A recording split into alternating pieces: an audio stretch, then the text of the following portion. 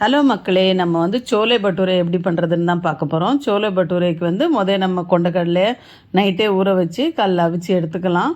அவிச்சு கொஞ்சம் தண்ணி வச்சுக்கோங்க. இந்த இந்த மாதிரி வச்சு அவிச்சு எடுத்துக்கோங்க. மீதி நம்ம வெங்காயம், தக்காளி, பச்சை மிளகா, இஞ்சி, பூண்டு, கொத்தமல்லி இதை சின்ன சின்னதாக வெட்டி வச்சுக்கோங்க. இந்த நான் சோலை மசாலா இருக்கு இல்லையா, எவரெஸ்ட் மசாலா அதுதான் நான் யூஸ் பண்ணுறேன்.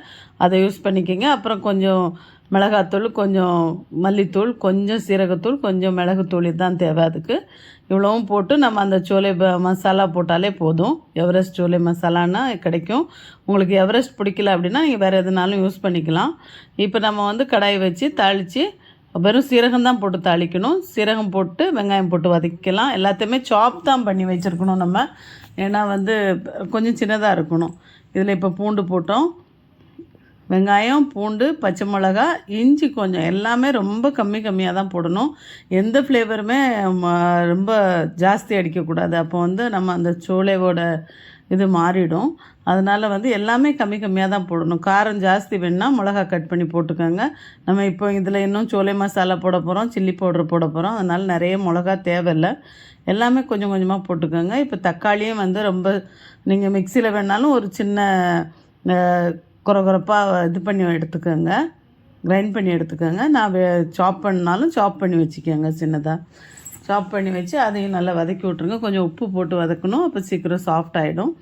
இப்போ பாருங்கள், எல்லாம் வதங்கி வந்துருச்சு. இப்போ நம்ம அந்த மசாலா ஐட்டம்லாம் போடலாம். இங்கே பாருங்கள், எல்லாம் மல்லித்தூள், மஞ்சத்தூள், சீரகத்தூள், மிளகுத்தூள், மிளகாத்தூள் இவ்வளோ தான். அரை ஸ்பூன் போட்டுக்கோங்க, போதும். இதெல்லாம் போட்டு ஒரு 200 கிராம் கொண்டக்கடலைக்கு தேவையான அளவு தான் இதெல்லாம். இப்போ அவிச்சு வச்சுருக்கிற கடலையிலேருந்து கொஞ்சம் எடுத்து நம்ம அரைச்சிக்கலாம். இது திக்னஸ்க்காக பண்ணுறது. அதை நம்ம மிக்சியில் போட்டு அரைச்சி வச்சுக்கலாம். இப்போ இது வதங்கி வந்துருச்சு எல்லாமே. இப்போ நம்ம இந்த எவரெஸ்ட் மசாலா போட்டுக்கலாம்.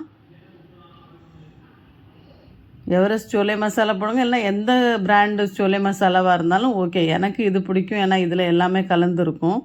அந்த புளிப்பான ஒரு டேஸ்ட் வரும். அதனால அதுக்கு நான் போடுறேன். இப்போ அவிச்ச கொண்டக்கடலை நம்ம போட்டுடலாம்.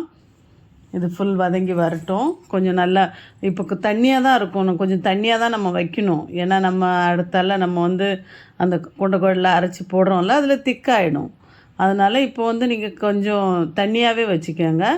தேவையான அளவு தண்ணி ஊற்றிக்கோங்க. தேவையான அளவு உப்பு போட்டுக்கோங்க. போட்டு கொஞ்சம் தண்ணியாகவே வச்சுக்கோங்க. பாருங்கள், நான் காட்டுற அளவுக்கு நீங்கள் வச்சுக்கோங்க. இப்போ நல்லா கொதித்து வந்துட்டுருக்குது. இப்போ நல்லா கொதித்து ஆல்ரெடி கடலை வந்துட்டதுனால இதில் வேகிறதுக்கு ஒன்றுமே இல்லை. இப்போ நம்ம அரைச்சி வச்சுருக்கிற அந்த கடலை பேஸ்ட்டை ஊற்றிடலாம். ஊற்றி அது திக்காகும்.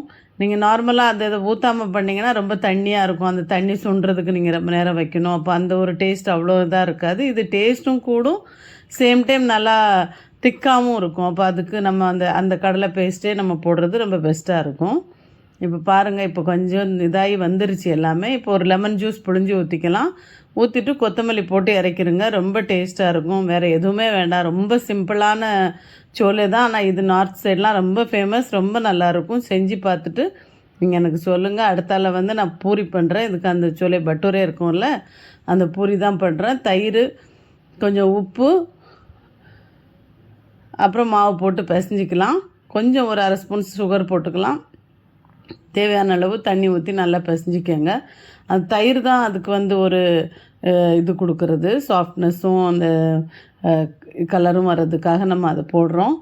இதெல்லாம் போட்டு கொஞ்சம் நேரம் ஒரு மணி நேரம், அரை மணி நேரம் ஊற வச்சுருங்க. நல்லா ஊறி வந்ததுக்கப்புறம் நம்ம பட்டூரை உருட்டிக்கலாம். பூரி மாதிரியே தான், ஆனால் பூரியை விட கொஞ்சம் பெருசாக நம்ம போடணும்.